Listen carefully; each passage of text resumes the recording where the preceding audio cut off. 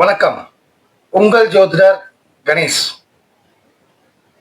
இப்ப குரு பெயர்ச்சி பலன் வருகின்ற 28 சித்திர மாசம் 11/5/2025 குரு ரிஷபராசியிலிருந்து மிதுன ராசிக்கு பயிற்சி ஆகிறார். இப்படி பயிற்சி ஆகும்போது ஒவ்வொருவருக்கும் ஒவ்வொரு பலனை கொடுத்து வந்துட்டு இருக்காரு.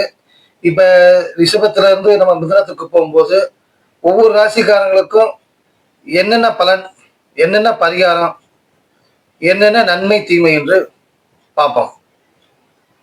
இப்போ மேசராசிக்காரர்களுக்கு வந்து 2ஆம் இடத்துக்கு குரு 3ஆம் இடத்துக்கு பயிற்சி ஆகிறார்.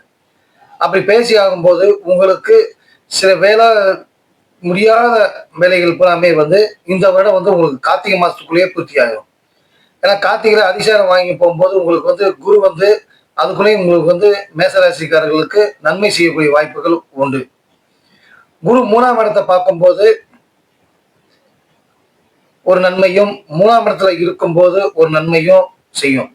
அப்படி பாக்குறப்ப உங்களுக்கு வந்து இப்ப மேசராசியில இருந்து உங்க ராசிக்கு வந்து பார்த்தோம்னா 7ஆம் இடத்தை முதல் பார்வையை பார்க்கிறார். அதுவும் 5, 7, 9 குரு பார்வை. அந்த 5, 7, 9 குரு பார்வை இருக்கும்போது மேசராசிக்காரங்களுக்கு வந்து 7ஆம் இடம் வந்து துலா ராசி ஆயிடுது. அப்ப மேசராசியாளுக்கு துலா ராசியை பார்க்கும்போது உங்களுக்கு திருமணம் கைக்கூடிய வாய்ப்புகள் உண்டு.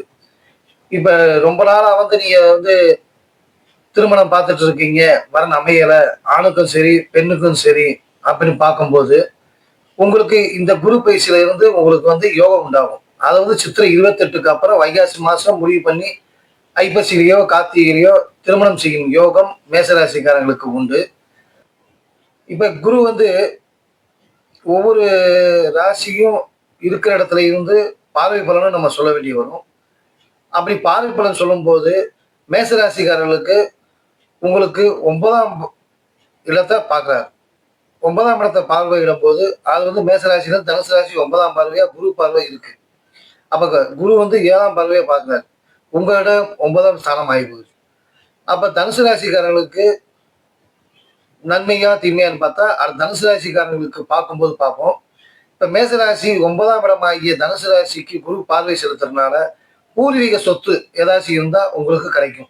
இல்ல பூர்வீக சொத்துலையோ இல்ல பங்காளி சொத்துலையோ ஏதாவது வந்து அதாவது வம்பு வழக்கு இருந்துச்சுன்னா அது இந்த வருஷம் உங்களுக்கு நிவர்த்தி ஆகும்.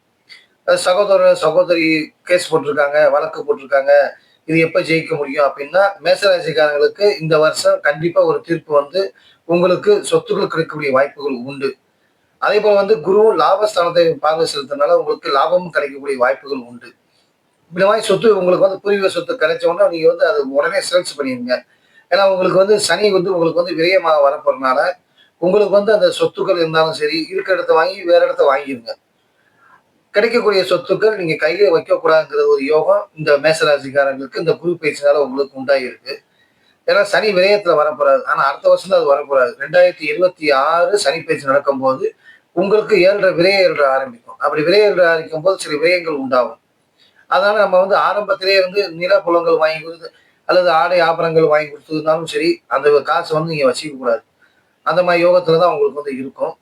பொதுவாக படிப்பு வந்து பார்த்தோம்னா எல்லாம் தேர்ச்சி பெற்று மாணவர்கள் எல்லாமே வந்து தேர்ச்சி பெற்று அடுத்தடுத்த ஸ்டேஜுக்கு போகக்கூடிய வாய்ப்புகள் உண்டு. சிலவங்களுக்கு வந்து விசா கிடைக்கக்கூடியாம இருக்க ஒரு வருஷமா விசா கிடைக்கலங்க, நாங்க படிச்ச படிப்புக்கு வெளிநாட்டுல தான் வேலை கிடைக்கும் அப்படின்னு சொன்னோம்னா இந்த வருஷம் ட்ரை பண்ணீங்கன்னா உங்களுக்கு மேசராசிக்காரர்களுக்கு வெளிநாடு செல்லும் வாய்ப்பு கிடைக்கக்கூடிய வாய்ப்புகள் உண்டு. அதே மாதிரி அரசாங்க துறையில வேலை வாய்ப்பு தேடிக்கொண்டு இருக்கிறவர்களுக்கும் இந்த வருஷம் வந்து வேலை வாய்ப்பு கிடைக்கக்கூடிய வாய்ப்புகள் உண்டு.